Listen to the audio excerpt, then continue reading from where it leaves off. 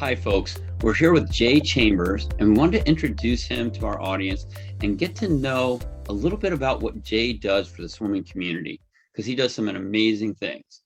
Jay was the head age group coach and senior assistant coach at the Carmel Swim Club in Carmel, Indiana, for 16 years. And he had great success there. That team is a phenomenal team, and he was part of what built that. So now he works with USA Swimming as a senior advisor of team services. And he's primarily responsible for the Central Zone and is making some great contributions to swimming right now. Welcome, Jay, and thank you so much for joining us. Well, John, thank you for the opportunity. Look forward to this. So, Jay, when we first met, we met kind of in a funny way. Somebody had posted something, and I answered the question on Facebook.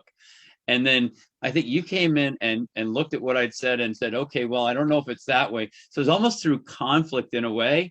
And we found a way to actually, this is really interesting, that even though we had a disagreement in what should happen, then we found a way to actually get together and talk about it and find, unique context to the same issue. Well, John, I think that's a great point. I think often, especially in social media, when someone disagrees, it feels like maybe they're sticking a knife in your heart or whatever, or trying to cut your arm off. And I did try to be maybe sensitive to how I voiced my disagreement, but I give you a lot of credit that you direct messaged me right away and said, hey, let's get together and talk about this, because I want to know what you're thinking about this. And so right away we got together and shared ideas. And the amazing thing is that we found out that even though we may disagree on that one aspect, that we agree with far more. So many things, right? That's right. I know. It's so funny that we ended up, enjoying our conversation and wanting to do more with it. And I think there's so much to contribute with our backgrounds. And I think there's a lot of people out there that have great backgrounds, and sometimes just one little issue, I think there's so much more we can work together on as a community as a whole. No doubt. Even big issues, even the big issues, sometimes you have to put those back and try to find out the common denominators, try to work from something that we can't agree on. And then that's probably how you solve big problems, isn't it? I wish our politicians would do more of that. That'd be really nice. We can get some things done and that make would it work. be. And we have something in common. I swam for Indiana in Indiana University, and you were right down the street. So very interesting. Coach down the street. I swam at Ohio University, but actually it was fun because during our time down in Fort Lauderdale with that college training thing that they did every winter, Ohio University trained right next to Indiana University back in the early 70s. So it was kind of fun to rub shoulders with all those Absolutely. guys. And there's some great swimming in both of those schools. I love the Midwest. I just really enjoyed it when I got out there. Yeah, Indiana was just a little better than Ohio University. I'll tell you what, once you're at that level, you're all working, right? I think you guys probably even worked harder than we did. I heard some stories about you guys.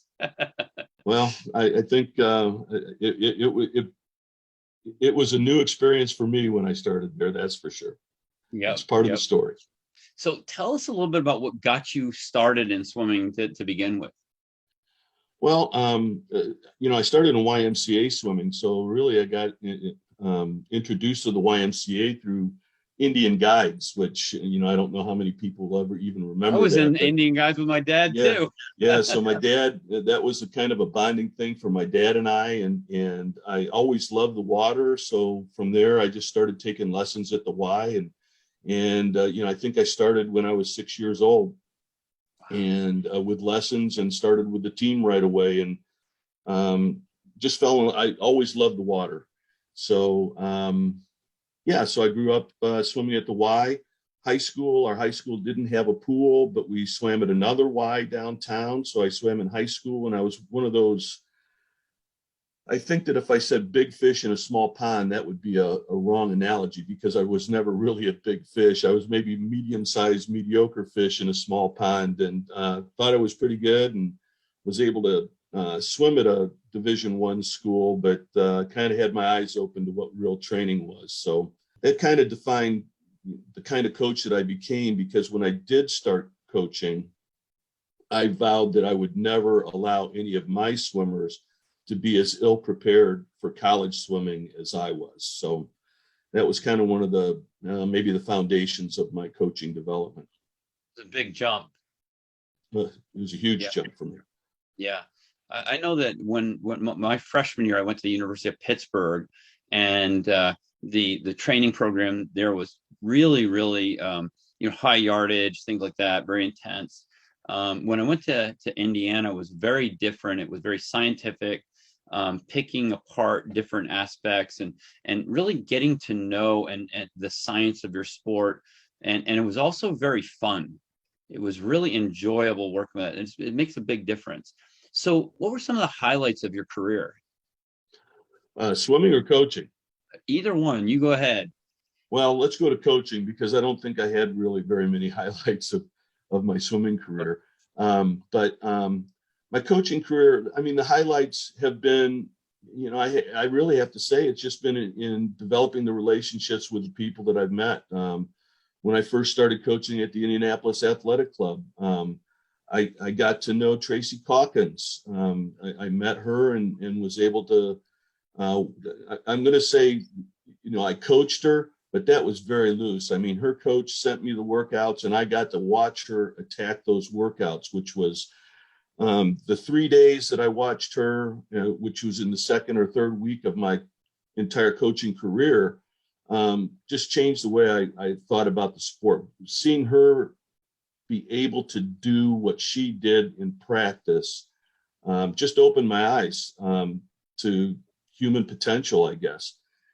And a lot of people say, well, she was a freak or she was that, but I will tell you that I took the things that I saw her do in practice, and I worked with our small team at the athletic club and saw immediate results just from my increased expectations. And I guess it was then that I just understood that we don't understand potential, right? That, that our potential is unlimited, and that I developed the idea that it is up to the coach to discover that for the swimmer, because they don't have any idea about it, especially when you're working with preteens and teenage kids. You just have to be able to, I think Doc Councilman said, I think that's the X factor, is how do you get the kids to understand that that's what they're working for? They're working for that unseen potential. Right. And normally our athletes or our coaches or our families are not patient enough to experience that. It's interesting because with this X factor, right? A lot of times he would explain it's the ability to separate the wheat from the chaff, and at what level too, because sometimes you can separate the wheat to the chaff, and then when you dig deeper, there's another separation of that wheat from the chaff, right? And obviously with Tracy, and that had to be an amazing experience because she's such an amazing swimmer and even more of a person. And so what a great opportunity that was as a young coach. Yep, no doubt about it. I mean, I have had a very fortunate career. I mean, that was just the start of it. And then, through my coaching at Carmel, I met great coaches, and plus we were able to coach Doc Councilman's grandson. And so we got to become pretty familiar, and when I would call Doc, he'd answer the phone, which is amazing to me. So that was the next level, right? That you could, I remember stories from the 76 Olympics. And then later on in the 80s, I was able to ask Doc, to give me the background on those. So all of those situations really are foundational to me. And they're things that I really believe. And it's not things that are necessarily written in a book. I mean, anybody can look in a book and say, Ernie McGleishko will tell you that you have to do X number of 400s on this send off in order to develop, aerobic capacity or whatever, right? You can look that stuff up, but anybody can do that. And I've known so many programs that have gotten locked into mindset that the practices are more important than the practice, right? It's just so important on how you teach your athletes to accept that, because if they don't understand that those are the things that are the keys to unlock their potential, then they're not going to give it the effort necessary for them to actually unlock their potential. And really the thing that, in my opinion, that causes that to happen is that it really is pretty easy to improve as a swimmer through your preteens and your early teens. All you have to do is show up, and because you're growing and just getting used to the water, it's really hard not to get faster. But do you do the things that unlock your potential? And I think that's the big question, and that's the big seek. I think that's the There's thing a that lot more inside there, isn't there? Right, exactly. You know, it's interesting. You mentioned Doc Hounsman's grandson, because I know that personally, I know that he really appreciated what you did for him. And we knew both his grandsons because they'd come in and we'd work with them in the water. You know, in summer camp, they'd come in for, hey, if you don't learn a butterfly, I'd have Jim Halliburton work with them, or, you know, and that was great. And then they'd come back but you did a lot of work with him, and he became such a great swimmer too. And really, I know Doc enjoyed having his grandchildren involved in what you did for him. And one of my really great friends is Jim Halliburton from swimming back in Indiana. He's just a wonderful person. And he was on the show a while ago, and he said something that just really struck me heavily. And he says, you know, people don't care how much you know until they know how much you care. Yeah, I think that's a really important aspect. Yeah, I think that's a great saying, and I think some people really live it. I would have to say that I probably did not live that saying. That I think my swimmers knew that I cared about swimming, and that I worked real hard to get as much knowledge as I could about the sport. And I think back on my teams in Lafayette were really when I got there in '79, they were like my laboratory, and I tried all these things on them. And in fact, in '79, that's when I was really enamored with what Mark Schubert was doing in Mission Viejo. And I was reading these things, you know, that Schubert was having his athletes go 28,000 meters a day. And I didn't try 28,000 meters a day, but we did get up to 20,000 yards a day. And we were doing this with our early teens and my high school swimmers. And at first it cost us some swimmers. I think, you know, we started doing that, but over the course of a few years, we started building up, and we became, you know, a pretty good team. And then a number of swimmers from around Lafayette came to swim with us. Now, we didn't stay doing 20,000 yards for too long, but we worked pretty hard. That was the other thing that I knew. I'm a big believer that how you handle controllables and uncontrollables are going to define your success. I couldn't control whether or not I was going to have a Tracy Calkins walk through the door, but I could control the kind of work that we did. And so we would do the kind of work that Tracy Calkins and Mark Schubert's team were doing. And that was my controllable. So that's what we did. And I would have to say that defined my coaching career. I don't think that many teams outworked us. And I know a lot of people will say, well, you know, garbage yardage and this kind of stuff. But I mean, not only did we work hard, but I was always complimented by coaches who would come in and watch our practices too and say, hey, you know, your kids look good too. So we were working hard, and we were really focused on technique. Because I do agree that if you just get them in there and have them thrash around and just, you know, doing the hard work and not really doing anything else with it, that is garbage yardage. But as soon as you're working deliberately and with a purpose, that's good yardage, even if it is in that 15, 16, 18,000 yards a day mode.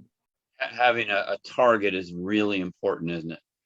Yeah, I was kind of a simple-minded guy though too, and so I said that Doc Councilman was very important to me, but probably the most important thing that happened to me was the book Swimming Faster by Ernie McLeishko.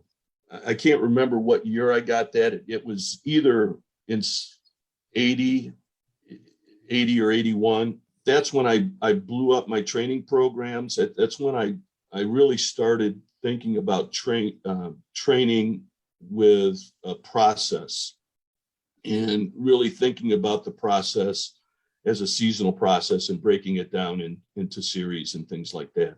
And I just basically stole his sets out of his book and made sure that we did, I mean, it wasn't the exact set, but you know what I mean? We take that and make sure that it was that yardage with that kind of rest interval. And we made sure that we had our anaerobic threshold. We had all those kinds of things. So I made sure we did that. And to be honest with you, I didn't see how you could get much less than the yardage that we were doing in order to affect all of those energy systems. Now, you do need some yardage definitely to hit that mitochondria and build that up, right? Get that endurance that you need. So looking back over it all, and you've had such an amazing career. Looking back over it all, what does swimming mean to you? The charge that I get out of swimming is, and right now I've got, I had a swimmer in Fishers who came out for our team as an 11-year-old. And I remember his dad, I probably don't want to use his name. I remember his dad, after he'd been with the program for about 3 years, posted on social media a picture of his short, pudgy 11-year-old son playing video games, and then a picture of him when he was 14, and he was stacked, and he was built, he was a hard worker, and he developed new goals in his life. And he actually went on to swim at a Division II college afterwards, even with that late start. But it changed his life. So I think that's what I get out of swimming. I think swimming is the perfect laboratory for someone to discover how to take their life to the next level. And the lessons that they learn doing that in swimming can be applied in anything else that they do. Almost like a microcosm for life, right? Exactly. I mean, it is exactly that. Many other sports get shortened because of injuries, and I know that there's swimming injuries, and you can talk about overuse injuries and things like that. Almost all the swimming injuries can be healed, right? And you can get back to them. The only injury that you can really produce in swimming is to kill the will. And once you've killed the will of the swimmer, then they're not going to come back, right? So I think it's so much more important to nurture the will than just, build the swimming engine or the swimming body.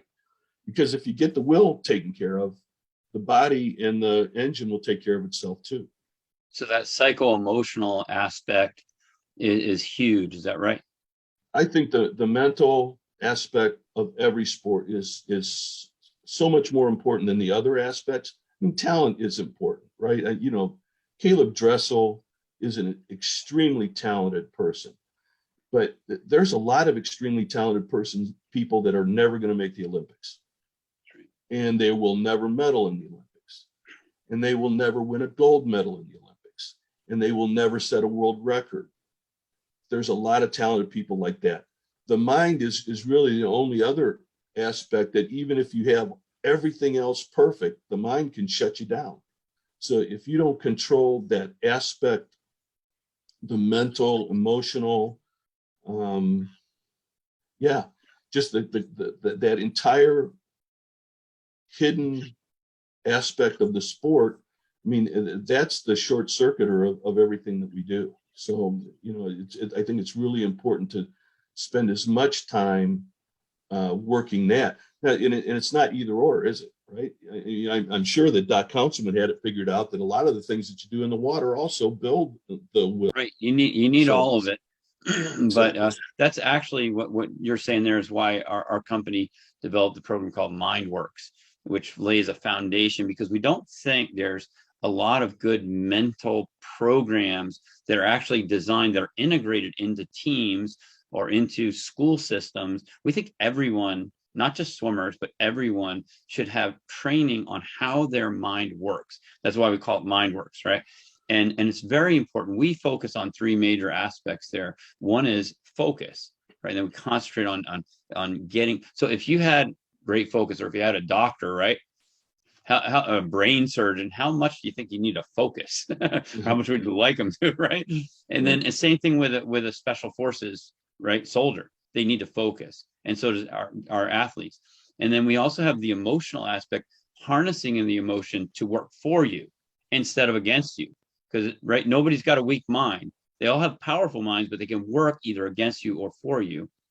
And then you have progression. So if you could increase the rate of progression of people, right, that would be huge. And so I always feel like, and those are three baseline foundations that need to be taught to all of us as human beings.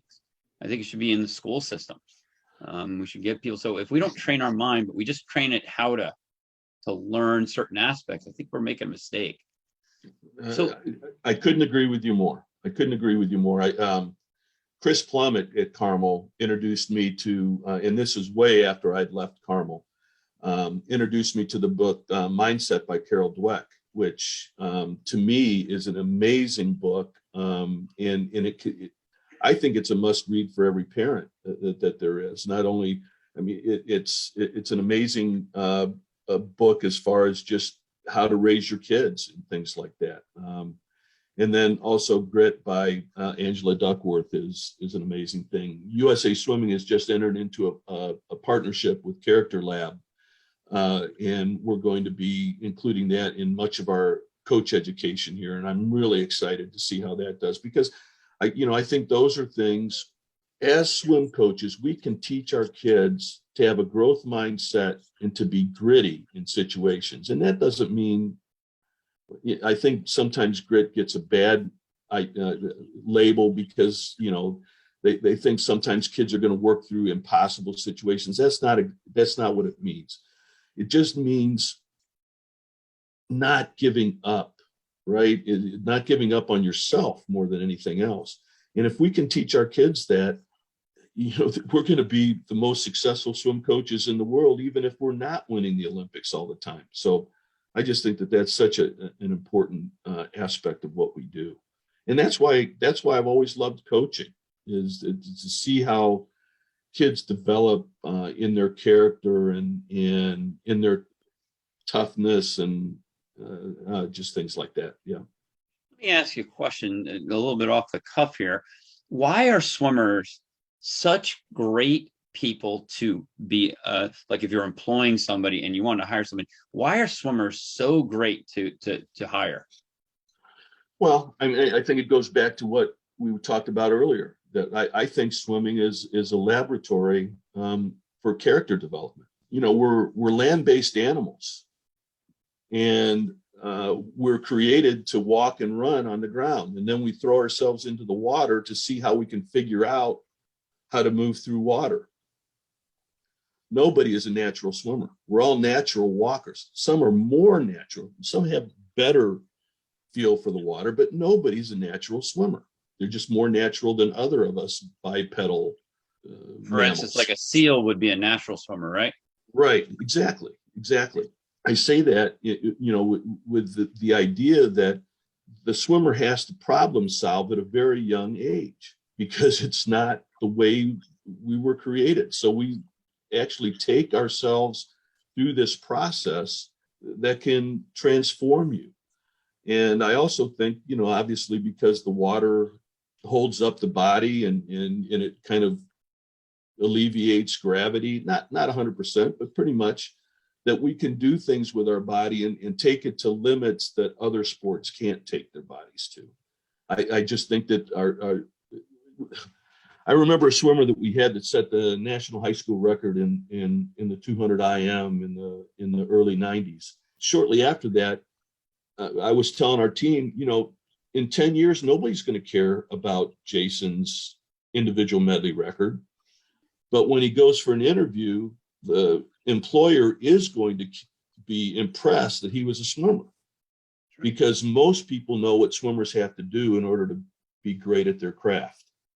And they will know the dedication and the toughness and the thought process that our great swimmers have to be. So I think that information comes out all the time now about how good of people swimmers are. Now there's exceptions, right? There's exceptions to everything, but as a group, I can't think of a better. That's one of my favorite things, and I'm sorry to be going all over the place, but that's why I've told people why my job at USA Swimming is my favorite job that I've ever had. Because my job now is going around hanging out with coaches who I think are the best swimming coaches, are the best coaches in the world. And I get to talk to their swimmers who I think are the best athletes in the world. And I get to talk to their parents, which in this position, I've grown to be able to appreciate, now that I've raised kids and I've had grandchildren, I have a totally different perspective on parents that I did back in 79 and 80 also. So because of this is kind of like a perfect time in my career that I just get to enjoy all the fruits of what I had done for 41 years. And now I get to see what I can do to help build programs in whatever I can do, in whatever way I can. How can I help this program succeed? Wow, that's fantastic. And it seems like, it's a great organization that you can really, at this point in your career, can really help so many people with the experiences that you've had, and kind of give back to that community that you've been a part of for so long as a leader.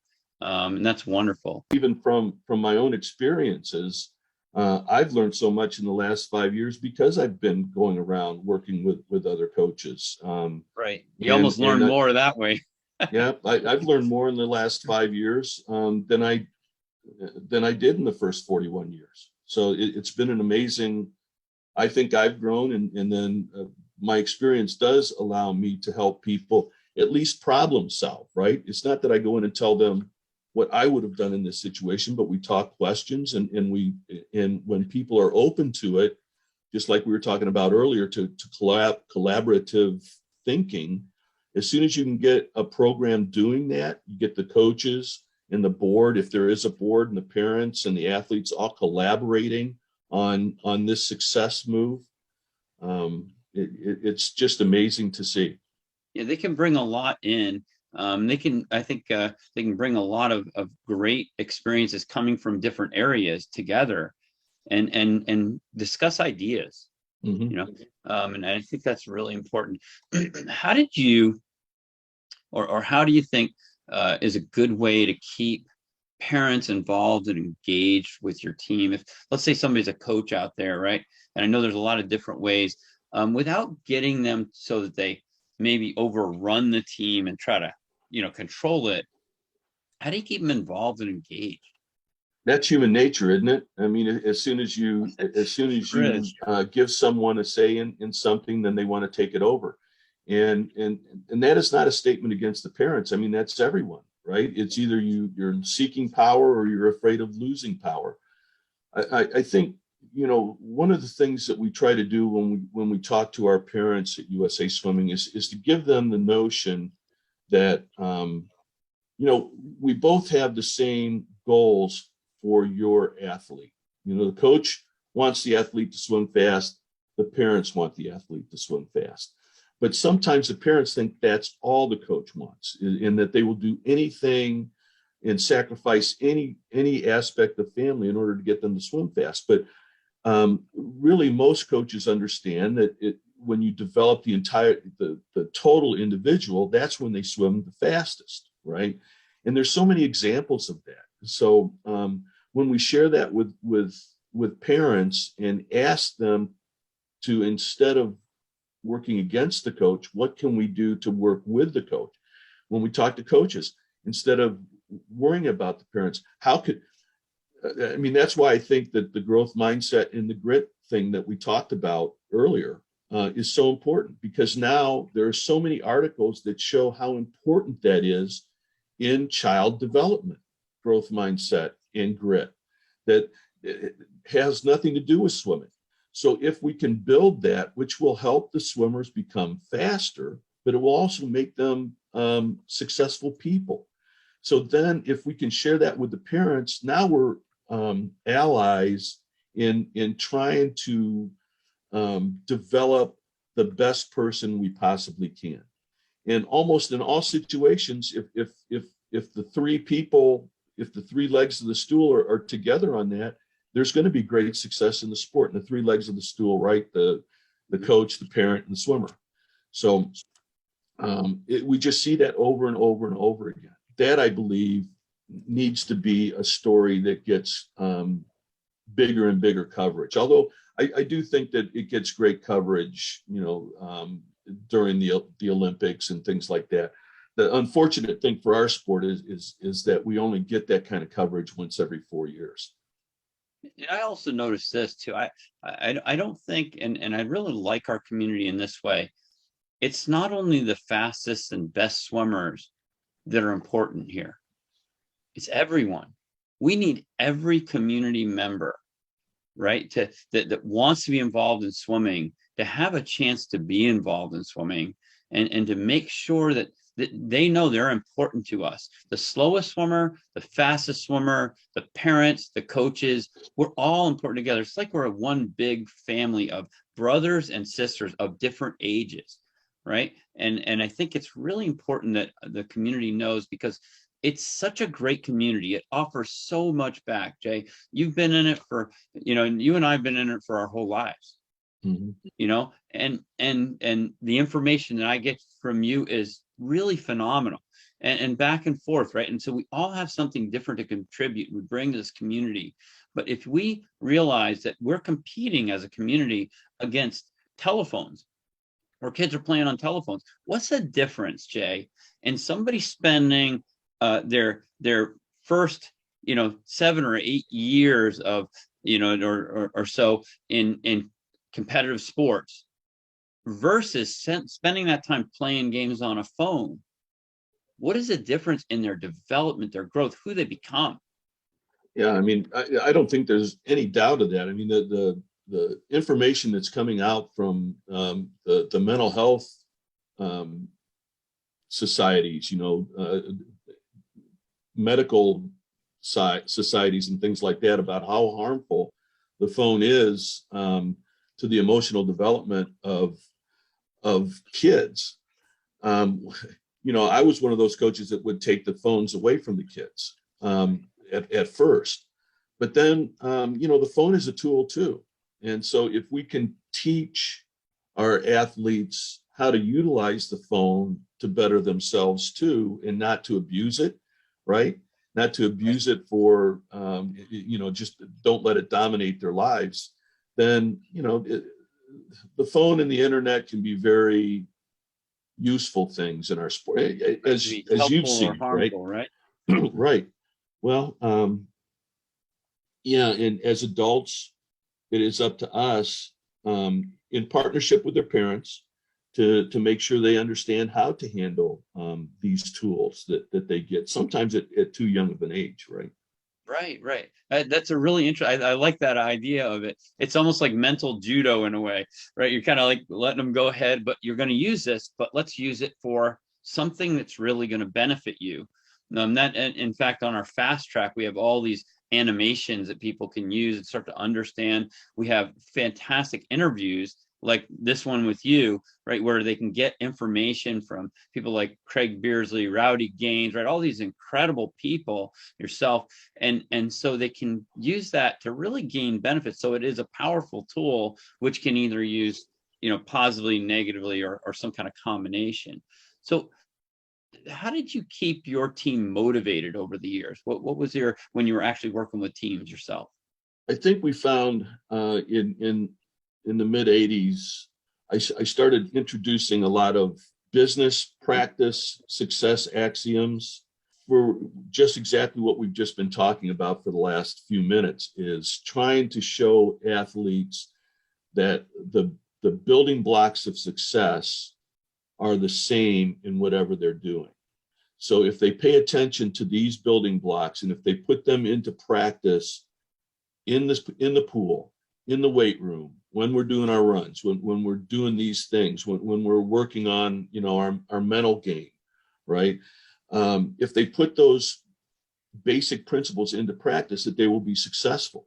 You know, it's storytelling, right? I think that I have been often quoted as saying, I never let the facts get in the way of a good story. I think stories are primal to whatever you do. You know, many of the great things that have been coming out of all the things that you hear are the great stories that motivate people. I always was intrigued with the story of the 1980 Olympic team, hockey team, and was able to. I remember one year I actually took that entire speech that he gave before it wasn't the gold medal game, but before the game of the Russians, and I just substituted all swimming things for it. And I started memorizing that and saying that to my team before the big meet.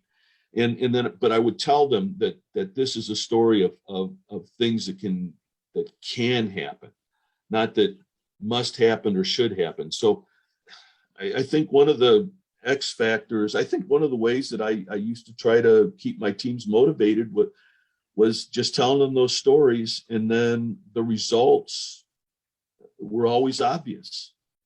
Our results of our teams were always obvious. And so our kids would choose to go to the next level almost all the time.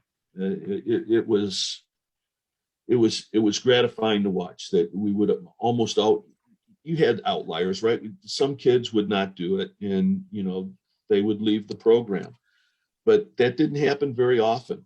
You know, even the swimmers at Carmel and at Fishers who would not make the high school state team would always be so involved through the championship series because they loved the team.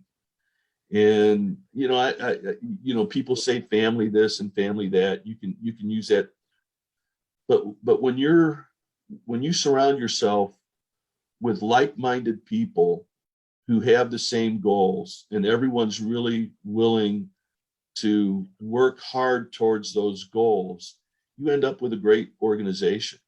And so that's a credit. And, you know, I always thought the best thing that I ever did as a head coach was I hired great people. And the coaches that I've worked with in the 40 years that I coached were amazing people, and they did an amazing job. And if they weren't amazing, you know, I would ask them to find another job.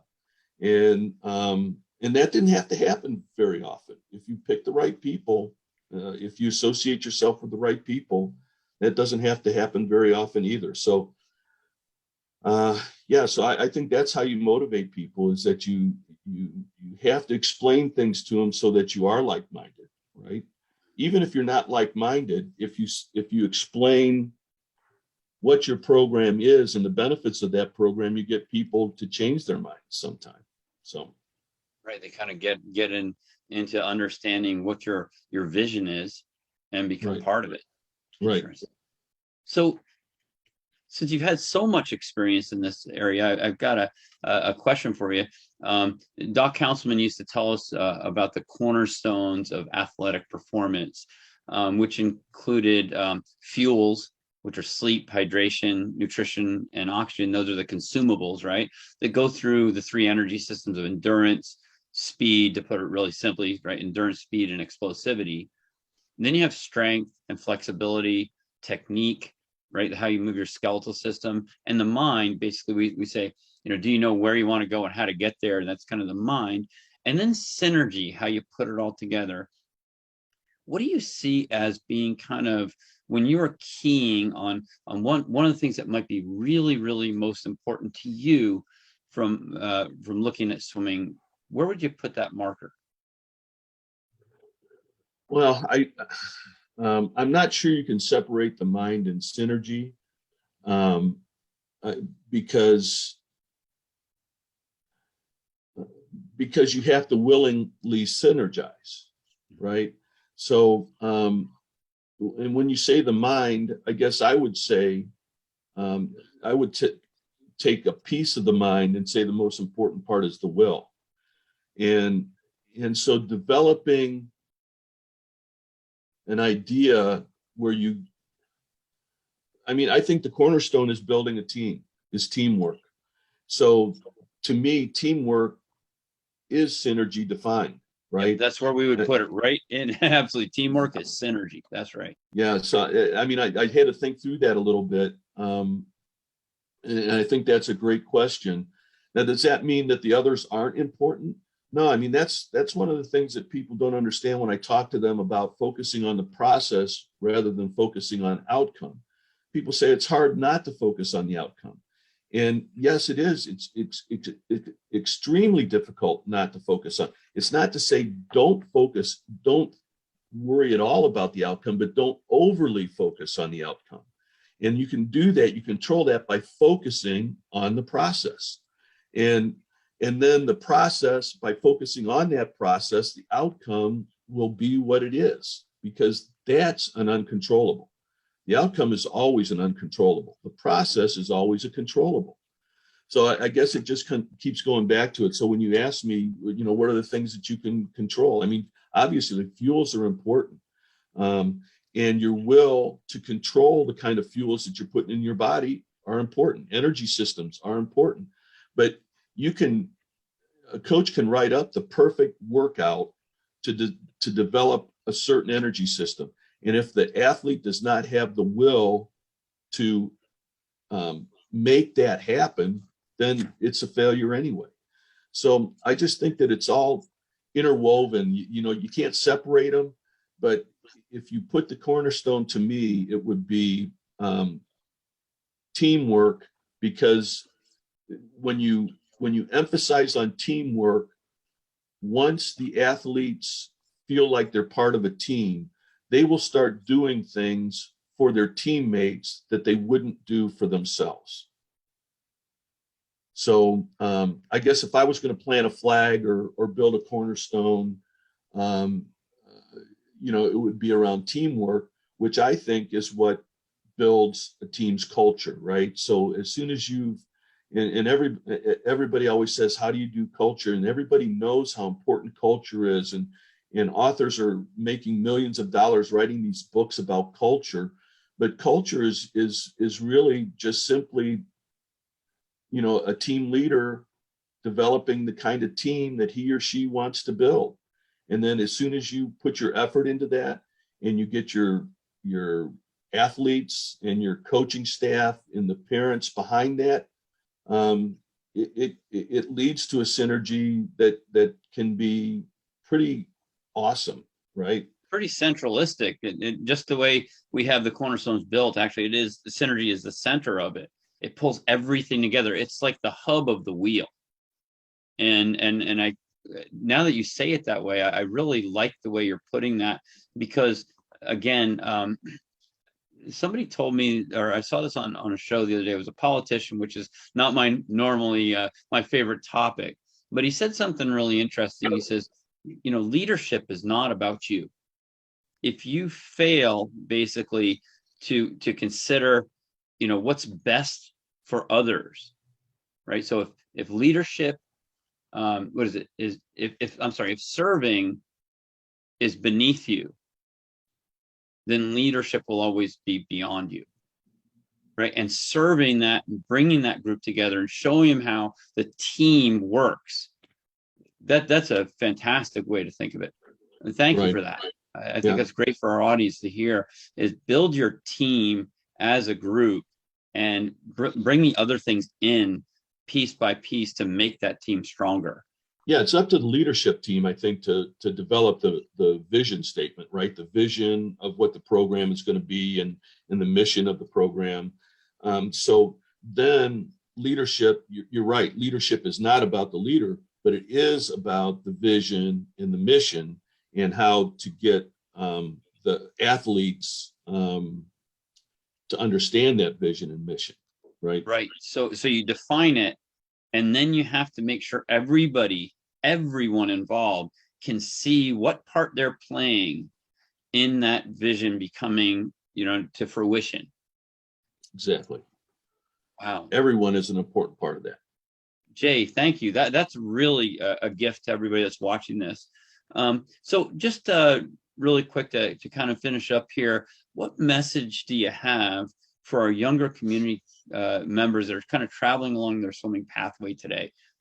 If you're an athlete, the most important thing that you can do is build trust with your coach. Your coach may not always say the things that you want them to say, but you must trust them. I would say if you can't trust your coach, you need to find another coach. And coaches, I hate to put you on the spot like that. If you're listening to this, I'm not trying, but that bond has got to be there, or it's going to be impossible to have this kind of success that's needed. Young coaches, I think that young coaches need to develop a confidence in themselves that they can march forward with, that will cause them to believe in everything that they're doing, but then still maintain an open mind to be able to tweak what they're doing. I think sometimes young coaches feel inadequate and are always questioning themselves, which can be a weakness and it's not a cockiness, but you study, and then when you go to the deck of the pool, be confident, because you need to lead with confidence. And young swimmers and older swimmers will follow a leader who is confident in what they are doing.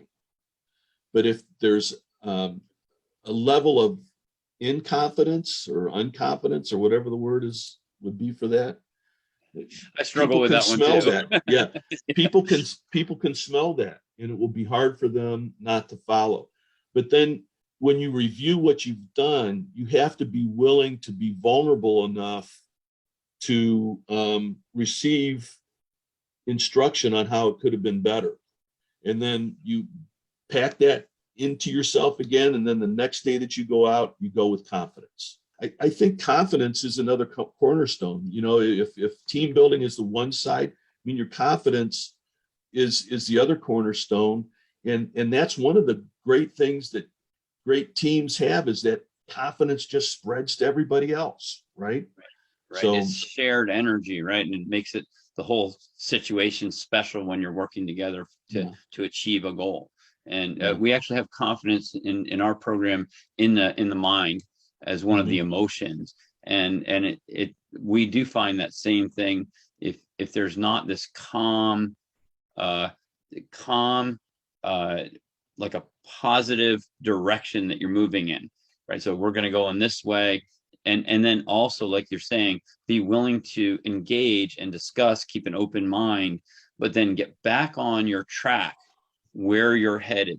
I talked with a coach a while ago, and one of his swimmers, he was running a strength training program, and one of his swimmers came in, and the mom says, "Oh, our doctor said you shouldn't do that exercise." And so that was kind of an interesting thing. So he listened, he said, "Okay, we're going to cut that exercise out of our program." And as soon as that happened, another parent came in and said, "Our doctor said you shouldn't do this exercise." And so he was open to everybody's understanding and interpretation, and lost his team because of it. It's not that you don't want to listen, but you do eventually have to make your decisions, and you need to have a strong conviction as to where you're going, but you want to have a good base of knowledge to go in the right direction. Wow. Very interesting. So Jay, thank you so much for joining us today. This is a phenomenal thing for our audience. We really appreciate it, and we hope that you'll come back and join us again, and we'll do another show on some interesting aspects on technique and things like that. So thank you so much, and thanks USA Swimming for allowing us to do this. It's a real pleasure. All right. Thank you, John. This was fun. Thanks for the Same here. opportunity.